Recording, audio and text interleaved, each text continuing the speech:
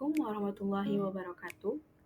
Saya Feldisha Zahra Kamadi dengan NIM 2311 212060. Di sini saya akan menyampaikan mengenai materi rehabilitasi dan juga rekonstruksi pasca bencana, yang mana merupakan materi dari mata kuliah manajemen bencana dengan dosen pengampu Ibu Nailul Hikmi, SKM MPH. Nah, langsung saja kita masuk ke materi pertama kita, yaitu apa itu bencana alam. Nah, bencana alam adalah peristiwa atau rangkaian peristiwa yang mengancam dan juga mengganggu kehidupan dan penghidupan masyarakat yang disebabkan oleh faktor alam, faktor non-alam, atau bisa dari faktor manusia, sehingga mengakibatkan timbulnya korban jiwa manusia, kerusakan lingkungan, kerugian harta benda, serta dampak psikologis.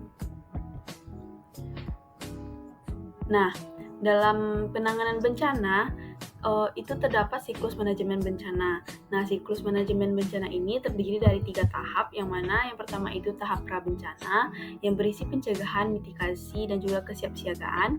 Yang kedua pada saat terjadinya bencana, yaitu ada tanggap darurat dan juga pasca bencana, di mana terdapat rehabilitasi dan rekonstruksi.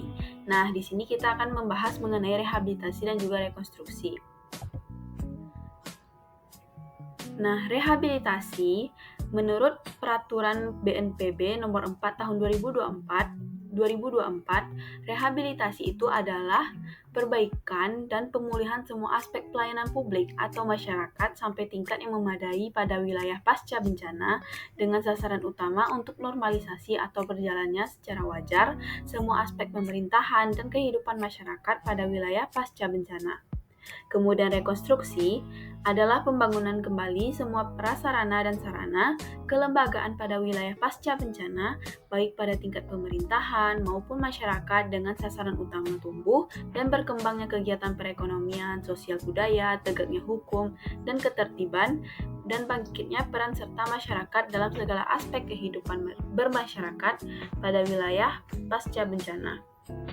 Nah, rehabilitasi dan rekonstruksi ini merupakan bagian dari penyelenggaraan penanggulangan bencana pada tahap pasca bencana yang memerlukan proses pengkajian dan juga perencanaan yang komprehensif melalui pengkajian kebutuhan pasca bencana atau J2PASNA, serta rencana rehabilitasi dan rekonstruksi pasca bencana atau R3P.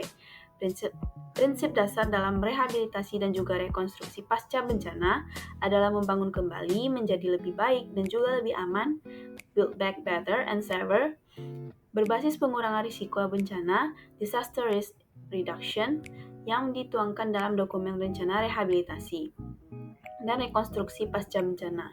Kegiatan rehabilitasi dan juga rekonstruksi menjadi kegiatan yang tidak terpisahkan dalam pencapaian tujuan dan juga sasaran pembangunan sebagaimana yang telah ditetapkan dalam dokumen perencanaan pembangunan nasional, provinsi, dan juga kabupaten kota, baik jangka panjang, menengah, ataupun tahunan, sehingga kegiatan rehabilitasi dan rekonstruksi sinergi lintas pihak, terutama pemerintah daerah dengan perangkatnya bersama unsur non-pemerintah, swasta, juga serta masyarakat.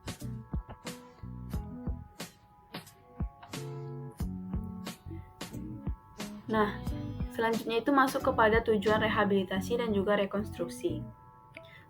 Yang pertama itu untuk memulihkan kondisi sosial, ekonomi, dan juga psikologis masyarakat yang terdampak bencana.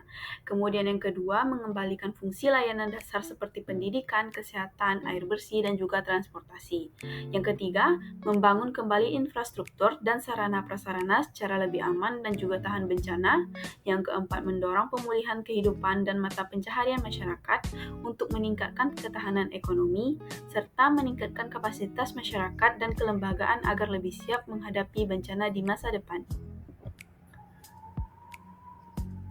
Nah, di sini ada 5 fase utama dari rehabilitasi dan juga konstruksi, di mana yang pertama itu ada pengkajian kebutuhan pasca bencana, kemudian penyusunan rencana rehabilitasi dan juga rekonstruksi, kemudian pengalokasian sumber daya dan dana, kemudian melakukan pelaksanaan rehabilitasi dan juga rekonstruksi, serta yang terakhir melakukan monitoring serta evaluasi serta pelaporan. Lanjut pada ruang lingkup rehabilitasi dan juga rekonstruksi, pelaksanaan rehabilitasi dan rekonstruksi itu dilakukan pada sektor-sektor. Yang pertama itu ada perumahan, yang kedua infrastruktur, yang ketiga ekonomi produktif, yang keempat sosial budaya, juga yang kelima lintas sektor.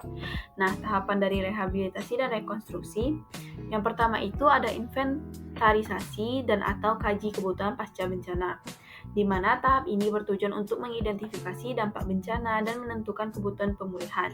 Kegiatan utamanya itu meliputi pengumpulan data kerusakan dan kerugian, seperti aset fisik, sosial, juga ekonomi.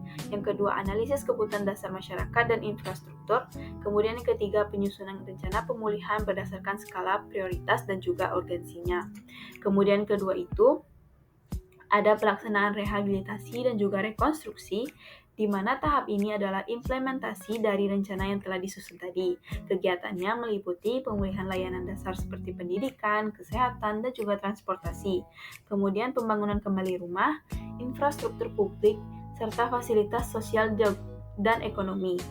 Kemudian pelibatan masyarakat dan berbagai pemangku kepentingan agar proses berjalan inklusif dan juga efisien. Kemudian yang terakhir ada tahap pemantauan dan juga evaluasi.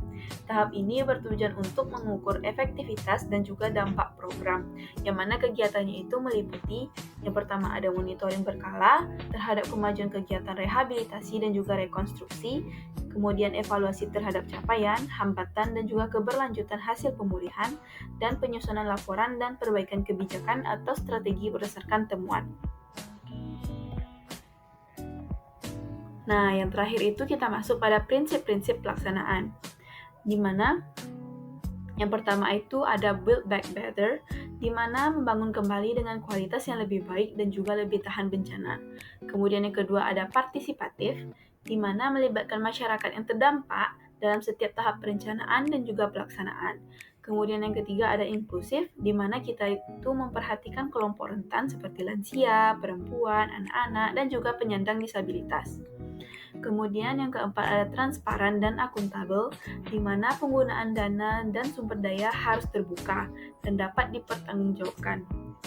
Kemudian yang kelima ada berbasis kebutuhan nyata, di mana berdasarkan hasil kajian kebutuhan yang terukur, bukan hanya asumsi. Dan yang terakhir itu berkelanjutan, di mana memastikan pembangunan yang tidak hanya cepat, tapi juga berkelanjutan secara sosial, ekonomi, dan juga lingkungan. Nah, sekian presentasi dari saya, pemaparan materi dari saya. Apabila ada kesalahan selama penjelasan materi tadi maupun terdapat kekurangan, saya mohon maaf. Semoga materi yang saya sampaikan tadi dapat bermanfaat bagi penonton semuanya. Saya akhiri dengan wassalamualaikum warahmatullahi wabarakatuh.